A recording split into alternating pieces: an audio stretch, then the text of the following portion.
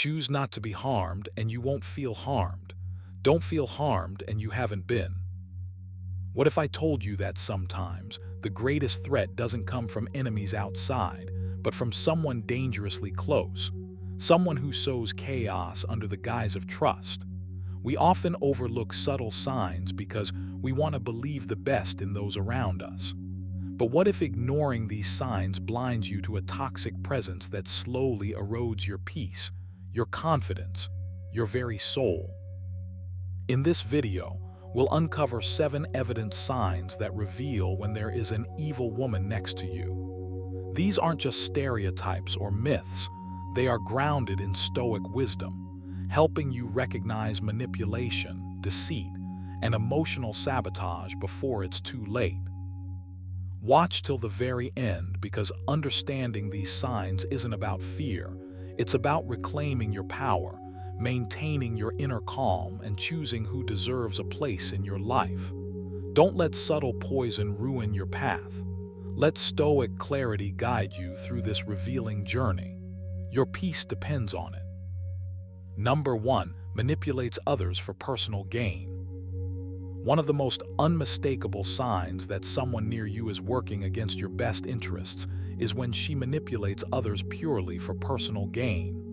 This isn't about healthy influence or genuine leadership.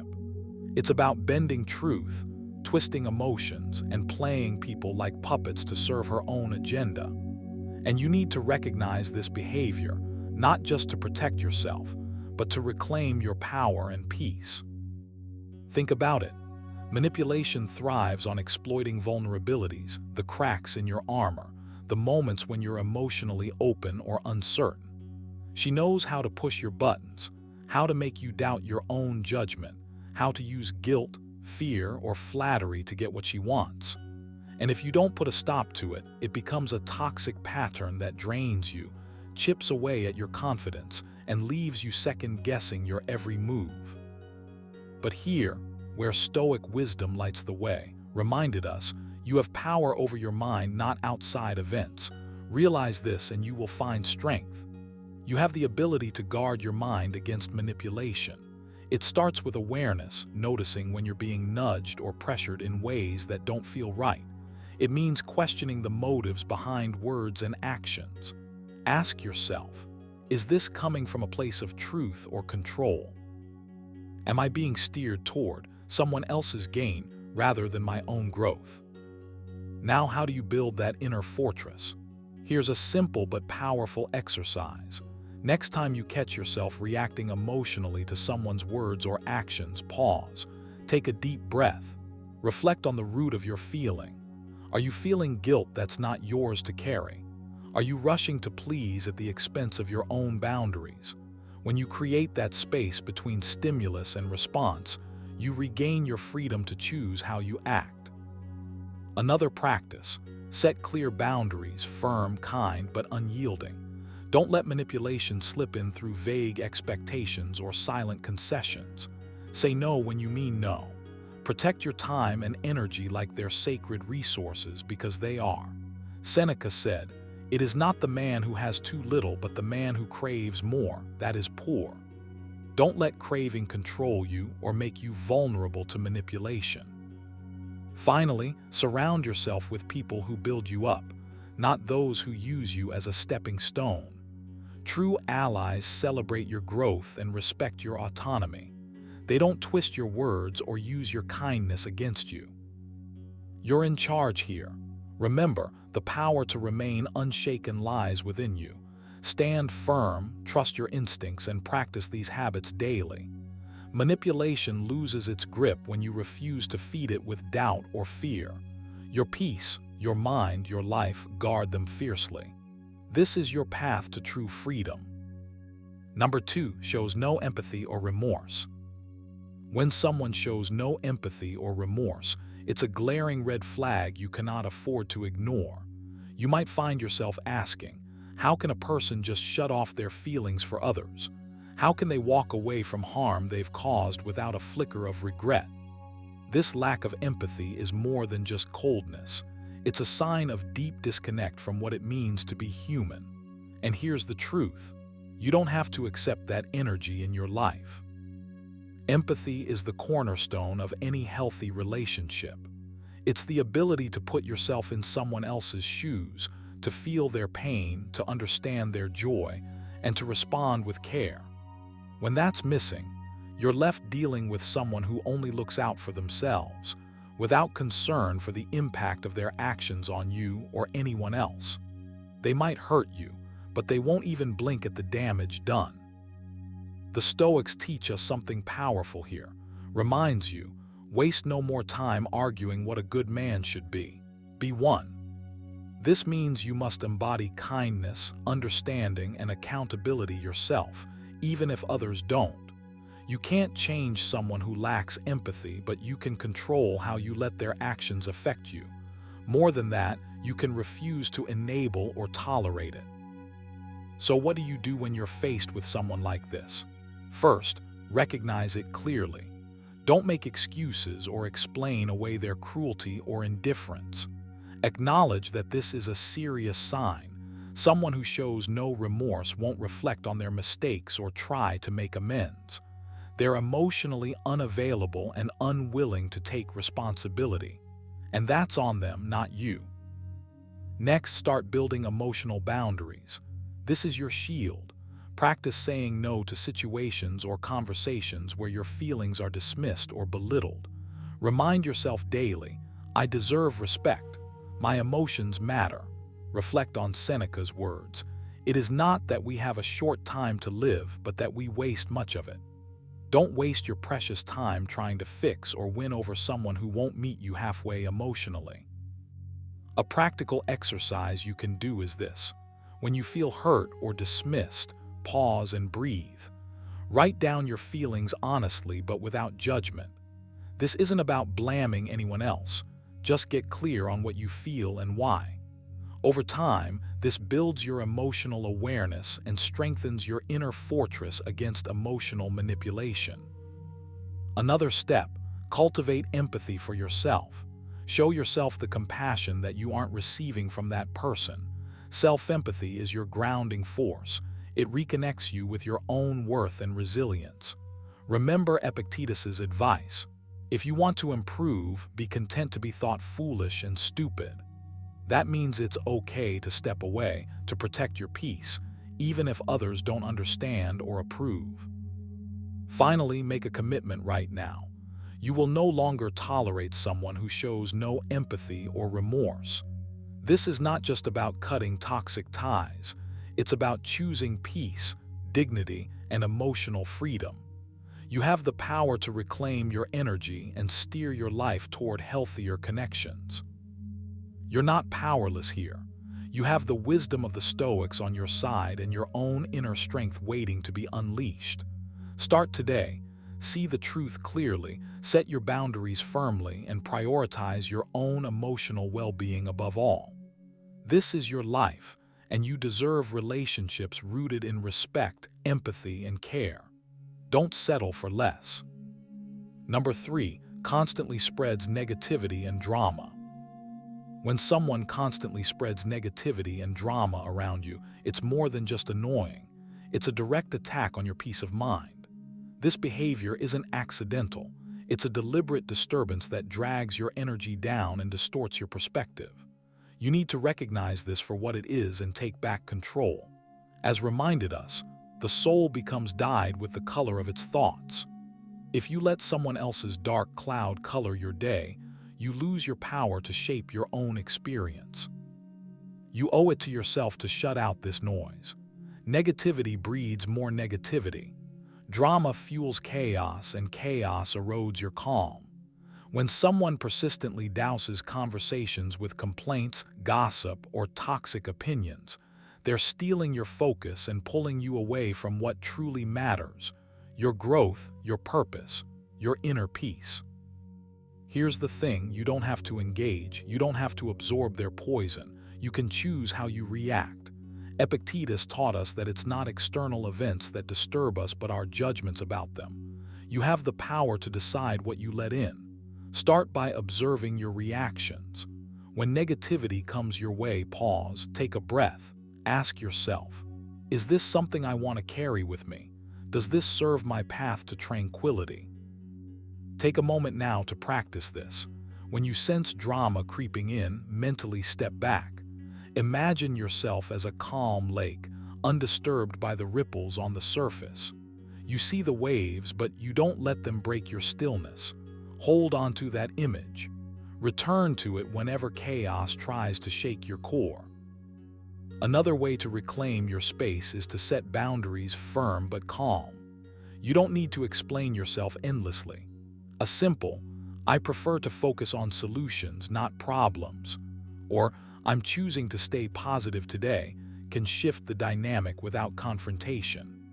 By doing this, you are not only protecting your peace but also practicing the Stoic virtue of wisdom, knowing when and how to respond. Remember, you're not responsible for someone else's toxicity, but you are responsible for yourself. Take daily inventory of your thoughts. Are you ruminating on the drama or letting it slide off? Meditation can help here. Spend 5 minutes a day sitting quietly, focusing on your breath and noticing any lingering negativity. With practice, you'll strengthen your mental resilience, the armor you need against outside turmoil. Ultimately, your goal is to cultivate an inner fortress that remains unshaken no matter who's trying to stir the storm outside.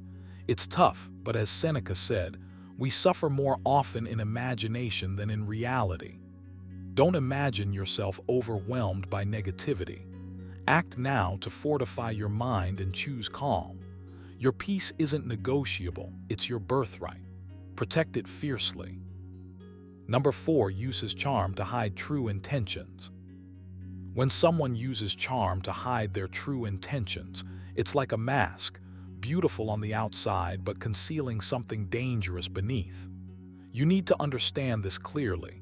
Charm alone doesn't guarantee goodness. It's a tool. And when wielded by someone with hidden agendas, it's a weapon aimed right at your peace of mind.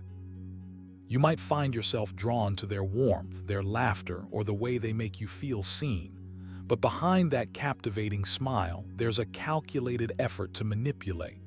The charm is carefully crafted, designed to disarm you, to lower your guard. That's why you have to train yourself to look deeper. Don't just accept the surface. Ask yourself, what's really driving their behavior? What's their goal beyond the friendliness? Reminds us, if someone is able to show me that what I think or do is not right, I will happily change, for I seek the truth. So, start by seeking the truth behind the charm. Let your curiosity be a shield. Instead of falling for the shine, test the consistency of their actions over time. Are their words backed by steady behavior? Or do you notice shifts, contradictions that make you question their sincerity? Here, where you need to act, practice discernment every day. It's not about suspicion or paranoia, it's about clarity. Begin small. When you meet someone new or face interactions that feel a bit too polished, pause, slow down. Don't rush to trust the glow of charm. Ask yourself quietly, is this person showing their real self or just a version they want me to see? Write down your observations if you need to. Keep a journal of moments where the charm felt off.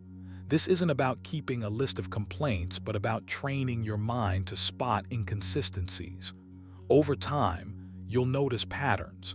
Your instincts will sharpen. You'll build an inner radar that doesn't fall for surface-level allure.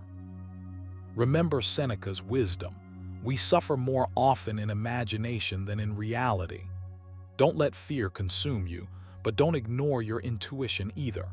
Charm hides true intentions because it preys on your hope and kindness. You have to balance openness with healthy skepticism. Make it a habit to check in with yourself after interactions. How do you feel in your gut? Is there tension, confusion, or maybe a nagging sense that something is off? That feeling is important. It's your inner guide telling you to look closer. This practice won't just protect you from those who mask their true nature. It will also cultivate your own authenticity. When you refuse to be dazzled by charm alone, you hold onto your peace and clarity. You live by your own values, not someone else's facade. Start today. Next time you encounter charm, don't rush to embrace it. Observe, question, and reflect. Protect your inner calm fiercely. In doing so, you build strength, the true armor that no charm can pierce. Number 5, betrays trust repeatedly. Betrays trust repeatedly. This is one of the clearest red flags you need to spot and refuse to tolerate. When someone keeps breaking your trust, it's not just a one-time slip or a careless mistake. It's a pattern, and patterns don't lie. If you find yourself constantly questioning her words, doubting her promises, or feeling like your confidence in her is constantly under attack, it's time to wake up and reclaim your peace. You deserve relationships built on respect and integrity. The Stoics remind us that our inner fortress, the citadel of our mind, must remain unbreached. Wrote, "If someone is able to show me that what I think or do is not right, I will happily change, for I seek the truth by which no one was ever harmed." But trust is earned, not given blindly, and certainly not to those who break it again and again. Repeated betrayal chips away at your peace. It stirs doubt, anxiety, and confusion in your heart. You begin to second-guess your judgment, your worth. But you need to stand firm. This is your cue to act, to set clear boundaries, and to protect your emotional well-being. Your time and energy are precious. Don't waste them on people who disrespect your trust as if it's a disposable commodity. Start by observing your feelings when you interact with her. Do you feel lighter and more secure, or heavier and more guarded? This feeling is your inner compass speaking. Honor it. Journal your experiences and emotions after each encounter. Writing will help you see the pattern more clearly and remind you that your peace is non-negotiable. Next, practice asserting yourself calmly but firmly. You don't have to shout or attack. Just speak your truth. When you do X, it breaks my trust and that hurts me. This is not about accusing or blaming. It's about declaring your boundaries. Remember Seneca's wisdom. No man is crushed by misfortune unless he has first been deceived by prosperity. Don't let false trust blind you into suffering avoidable harm. Another exercise. Meditate daily on your own values and the kind of relationships you want to nurture. Visualize yourself surrounded by trustworthy people who honor your spirit and your trust. Feel how different that reality is from the chaos caused by repeated betrayals. This visualization isn't wishful thinking. It's setting your mind's GPS toward healthier connections. You have the power to choose what and who you allow into your inner world. Betrayal repeated is not a challenge you must endure silently. It's a signal to take charge. You owe it to yourself to be the guardian of your own trust. Let go of what diminishes you. Build instead with those who uplift and honor you. In the end, the Stoics teach us to focus on what's within our control. You can't control others' actions, but you can control your response. Choose to respond with strength, wisdom, and boundaries that protect your peace. Remember Epictetus. Don't explain your philosophy, embody it. Embody trustworthiness and demand it from those who walk beside you. Your peace depends on it. Number 6, thrives on controlling and dominating. When someone thrives on controlling and dominating, they don't just influence your life, they try to own it. This isn't just about someone being assertive or confident. It's about a relentless need to bend every situation, every conversation, every decision to their will. And here's the thing, you have to recognize this for what it is, an attempt to rob you of your autonomy, your peace, your ability to live freely. The Stoics knew this well. Seneca said, "No man is free who is not master of himself." If you find yourself near someone who constantly seeks to dominate, it's a call for you to master yourself even more fiercely. You must start by seeing control for what it is, a threat to your inner freedom. That means becoming vigilant about where you give your power away. Ask yourself, where am I allowing this influence to seep in? When do I feel pushed into decisions I didn't really want to make? Awareness is your first weapon. Here, what you need to do. Begin with small, deliberate acts of reclaiming control. Practice saying no firmly without apology. It might feel uncomfortable at first, like a muscle you haven't flexed before, but this is exactly where growth happens. Reminded us that the soul becomes dyed with the color of its thoughts. So choose your thoughts and your responses with care. When you sense that push for dominance, pause, take a deep breath. Ask yourself, is this mine to carry? Is this my choice? Then answer with your actions. Another exercise is to ground yourself daily. Spend a few minutes each morning reflecting on what you own, your values, your boundaries, your freedom. Write them down. Keep this list close. When you feel pressured or controlled, revisit it. Remind yourself, you are not a puppet on someone else's strings. You are the captain of your own ship. Don't underestimate the power of your inner dialogue here. The voice inside you can be your fiercest ally or your worst enemy. Train it to be your defender. Repeat to yourself, I control my mind, my choices, my life. This isn't empty affirmation. It's a Stoic practice of self-mastery. Epictetus taught that freedom is the only worthy goal in life. It is won by disregarding things that lie beyond our control. Remember, the need for someone else to dominate stems from their own insecurities and fears. That's on them, not on you. Your job is to stay centered. Don't feed into their attempts to unsettle you. Instead, build an unshakable inner fortress through your thoughts and actions. So act now. Start small, practice your boundaries, and take back your power. The more you do, the less influence that toxic need for control will have over your life. You'll walk taller, breathe easier, and live freer, just as the Stoics intended. This is your path. Own it. Number 7, disregards others, boundaries and feelings. When someone around you consistently disregards your boundaries and feelings, it's more than just annoying, it's a serious warning sign. This behavior isn't just about rudeness. It chips away at your peace and sense of self. If you catch yourself feeling dismissed, unheard, or emotionally drained, don't brush it off. You owe it to yourself to recognize this as a clear red flag and act on it. The Stoics teach us something crucial here. Said, choose not to be harmed and you won't feel harmed.